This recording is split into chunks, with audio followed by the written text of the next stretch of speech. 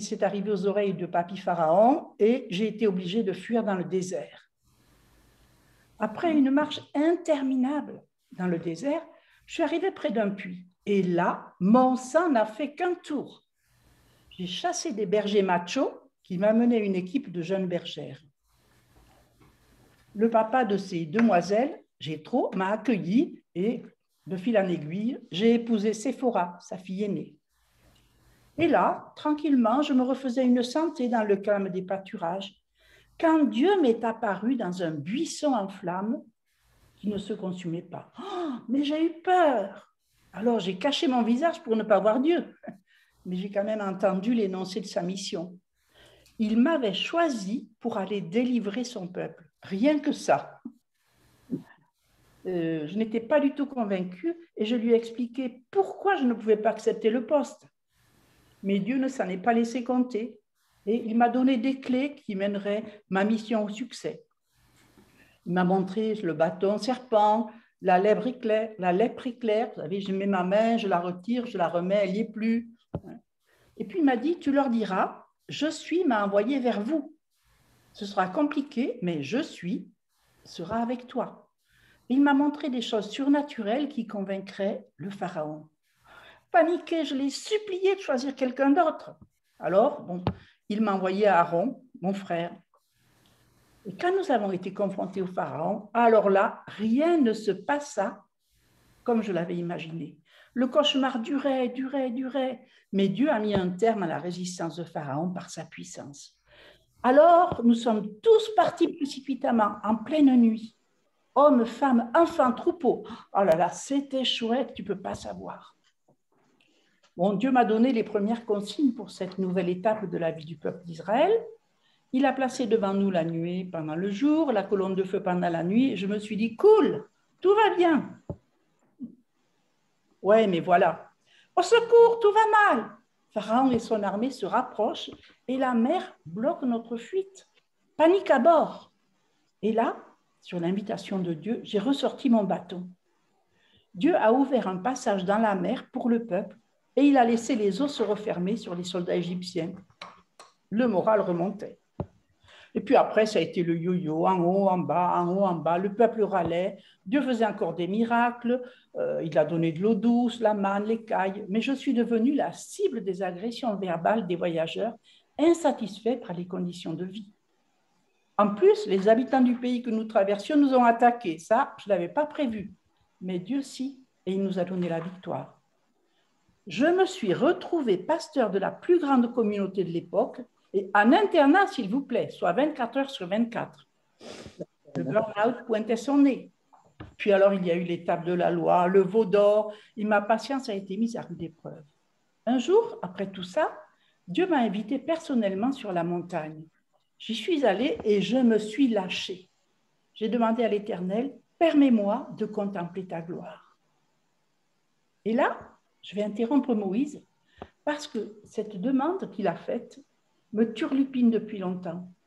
J'ai vraiment toujours eu dans mon cœur ce désir de porter la gloire de Dieu par qui je suis, par ce que je dis. Et donc, je voudrais m'arrêter sur cette requête. Alors, depuis des décennies, la vie de Moïse était jalonnée des manifestations de la grâce de Dieu. Et là, il réclame de contempler la gloire de Dieu. Mais Moïse, aurait-il oublié le buisson ardent, la mer Rouge, la manne et tout ce que Dieu avait fait depuis sa naissance? Non, non, je ne pense pas. Mais Moïse avait soif de Dieu. Il en voulait toujours plus. Il savait qu'il avait toujours plus à apprendre de Dieu. Il avait besoin de contempler la gloire de l'auteur de toutes ces grâces qu'il avait vues et vécues jusque-là. Il était en plein questionnement. La charge quotidienne était écrasante. Et il avait besoin que Dieu lui confirme qu'il était bien du voyage. Et là, Dieu ne l'envoie pas balader. Moïse, tu es un éternel insatisfait. Après tout ce que j'ai fait pour toi, gna gna gna gna gna. Non, il prend le cri de son serviteur très à cœur, très au sérieux. Exode 33, 19 nous dit, « Et Dieu répondit, je vais passer devant toi en te montrant toute ma bonté, et en proclamant mon nom, le Seigneur. Cependant, ajouta-t-il, tu ne pourras pas me contempler en face, car aucun être humain ne peut me voir de face et rester en vie. Il y a tout près de moi un emplacement, un rocher où tu te tiendras.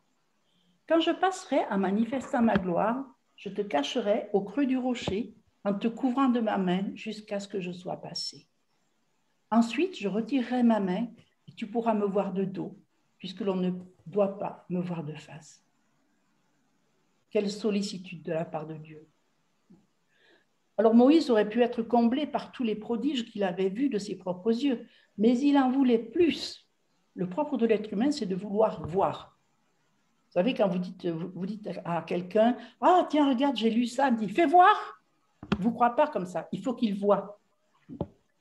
Ce qui frappe les yeux nous booste et nous apprenons à regarder, à regarder au Dieu qui est derrière tout ce que nous voyons. Moïse avait vu et vécu tellement de choses, mais il voulait voir Dieu, l'artisan de tous ces miracles. Pourtant, Moïse avait une relation proche avec Dieu. Au verset 11 de Exode 33, le Seigneur s'entretenait avec Moïse directement comme un homme parle avec son ami. Malgré ça, Moïse a une révélation soudaine. Il fallait qu'il découvre la gloire de Dieu. C'était important pour lui. Cette expérience est personnelle. Dieu a invité Moïse à venir tout seul. Au verset 3 du chapitre 34 d'Exode, « Personne ne montera avec toi. On ne verra aucune autre personne sur toute la montagne. » Et Moïse a obéi. Et que s'est-il passé alors? On continue. Au verset 5, toujours chapitre 34, de 5 à 8, « L'Éternel descendit dans la colonne de fumée. Il se tint là, à côté de Moïse. Il proclama son nom, le Seigneur.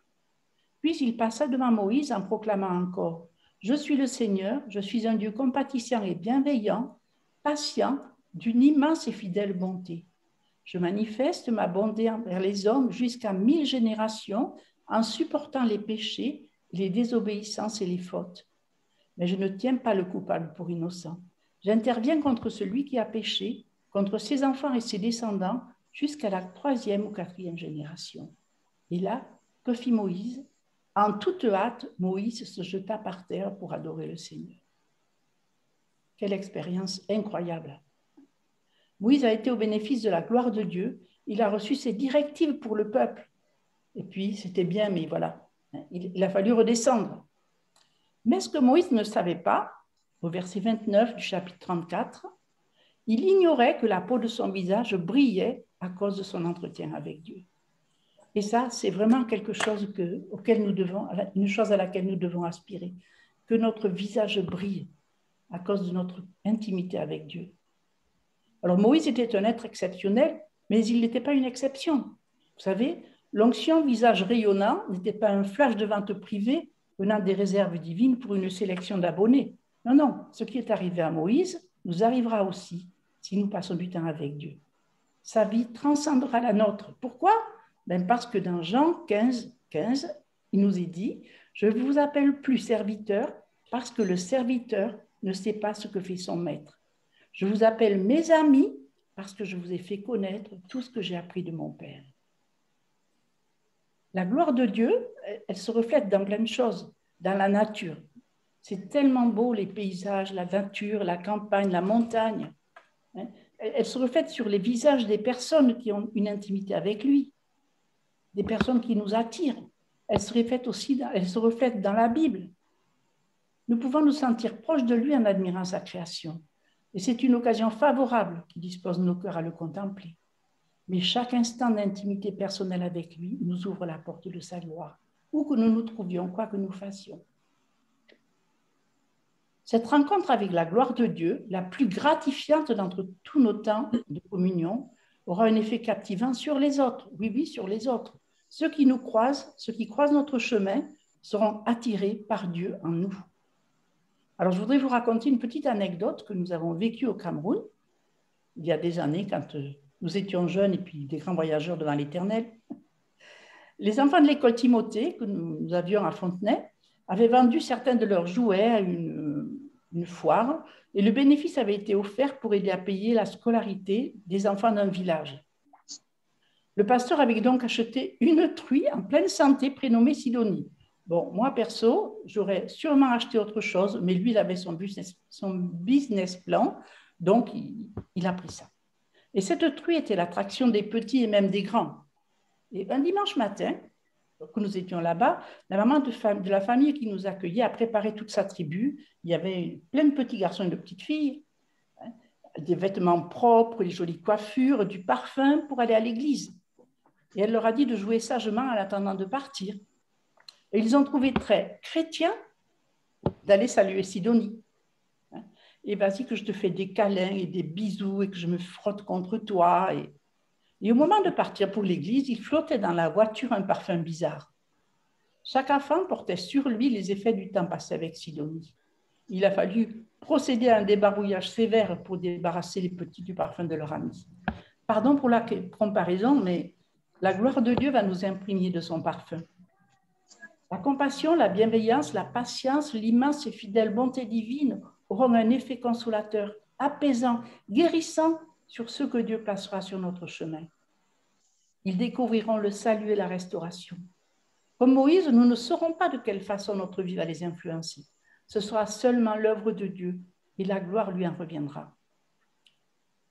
Vous savez, on ne peut pas faire l'économie des moments de solitude passés à contempler Dieu. Ils sont trop importants, voire indispensables pour que nous devenions des chrétiens matures. Et profitons aussi de ces moments pour prendre le temps de guérir. Souvent, dans le feu de l'action, nous nous focalisons sur ce qui ne va pas. Il y a des années, n'est-ce pas, quand j'étais jeune encore, je jouais de la flûte traversière et un dimanche matin à l'église, il y avait une jeune fille assise derrière moi et à la fin, elle m'a dit « Tu sais, tu as fait 3 canards ce matin ». Je lui ai répondu « Mais est-ce que tu as compté toutes les bonnes notes que j'ai fait à côté ?» Et c'est vrai que quand on est blessé, ça nous prédispose à des réactions négatives. On entend tout ce qui ne va pas, on ne voit que ce qui ne va pas, on subodore ce qui ne va pas aller.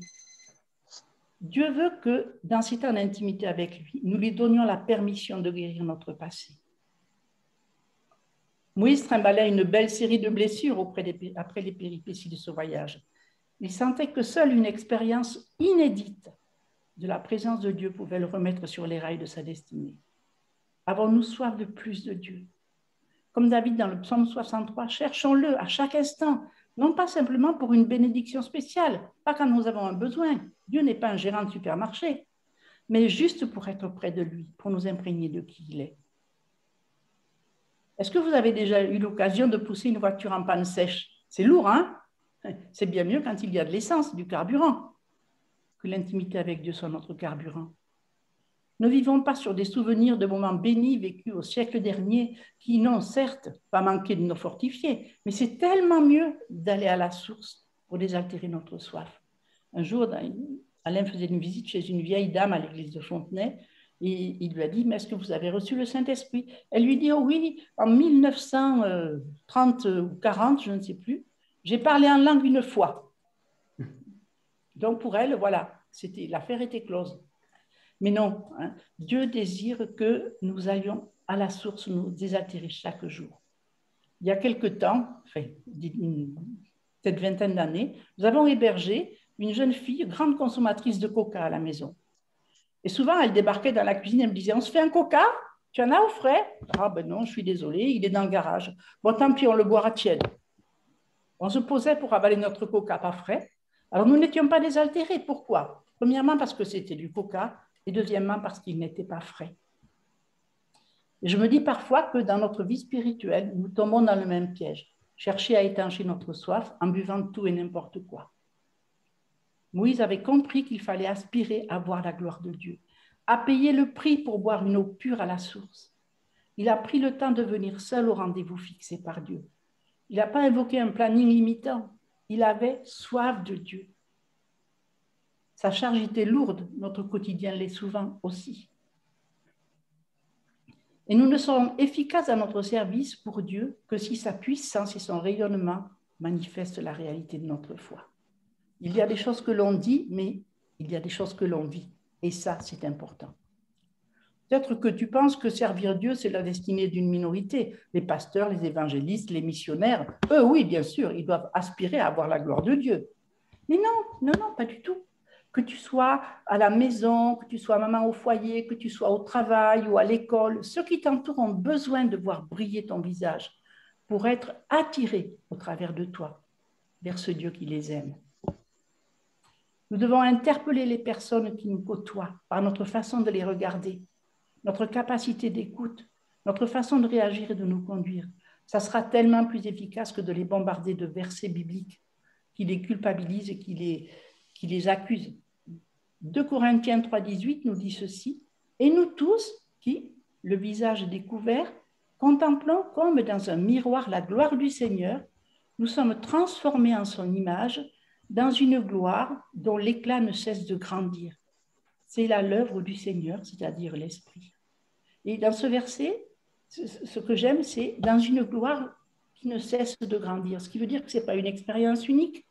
Dieu nous appelle encore et encore et encore. Et tant que nous aurons un souffle de vie, eh bien Dieu nous appellera dans son intimité. Comme Dieu l'a expliqué à Moïse, nous ne pouvons pas, en tant qu'humains, voir sa face et vivre. Mais nous pouvons contempler sa gloire. Et nous devons nous contenter d'être sur la scène sans avoir les projecteurs braqués sur nous et faire office de miroir qui renvoie la lumière divine. Ou alors ressembler à l'eau qui reflète les rayons du soleil. C'est tellement beau un coucher de soleil sur la mer. Vous avez déjà vu ça? C'est magnifique et ça reflète la gloire de Dieu. Alors nos visages reflèteront la gloire de Dieu. Ça dépasse notre entendement, ça dépasse les sentiments. C'est plutôt le fruit du débordement de ce que nous vivons dans notre intimité avec Dieu. Et ça touche notre visage, nos pensées, nos émotions, notre volonté, notre vie entière. C'est la beauté de Jésus, le reflet de la gloire de Dieu. Et ceux qui en sont porteurs en sont rarement conscients. Heureusement, parce qu'ils risqueraient d'oublier d'être humbles.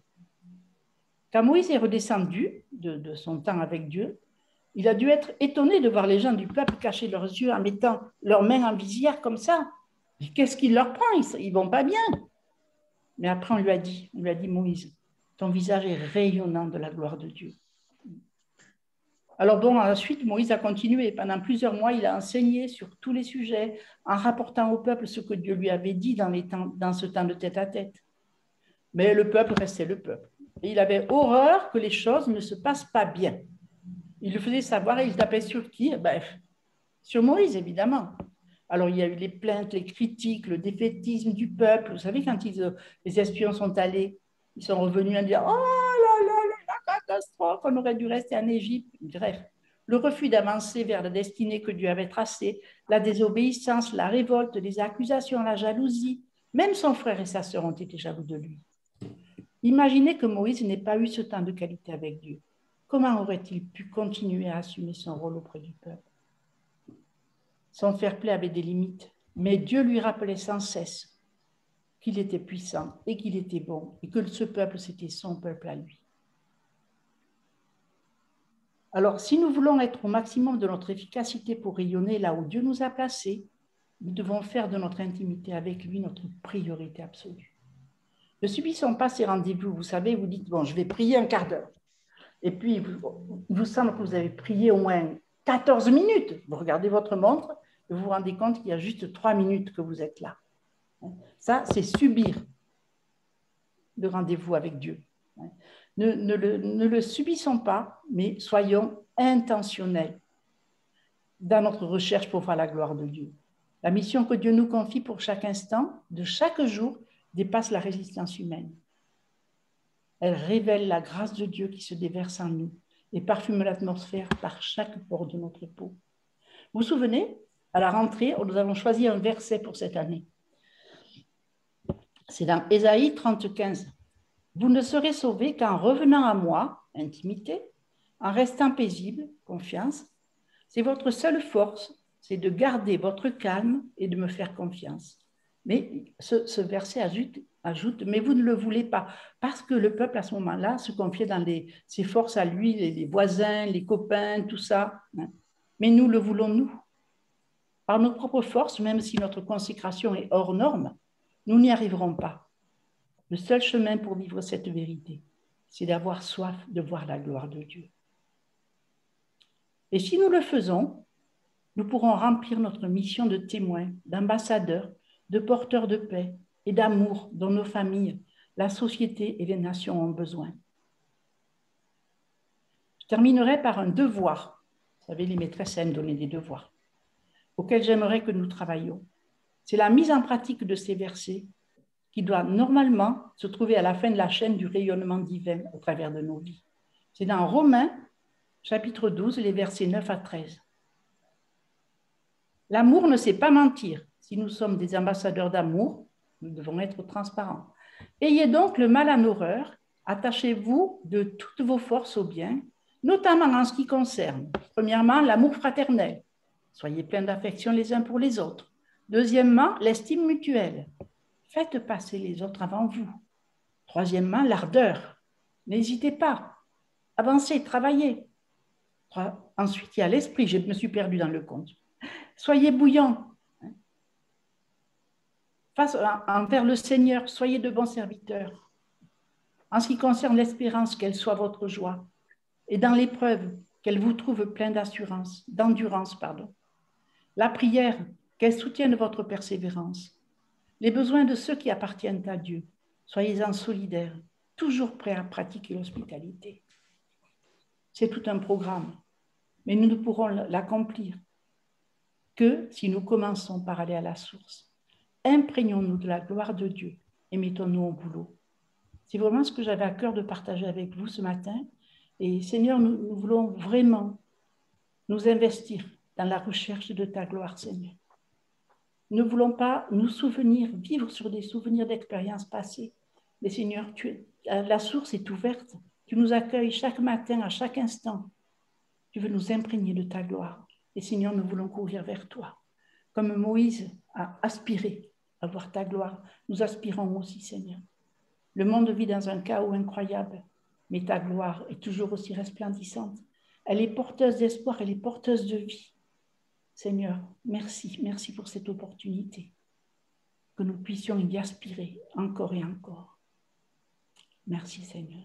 Amen. Voilà Denis, à toi.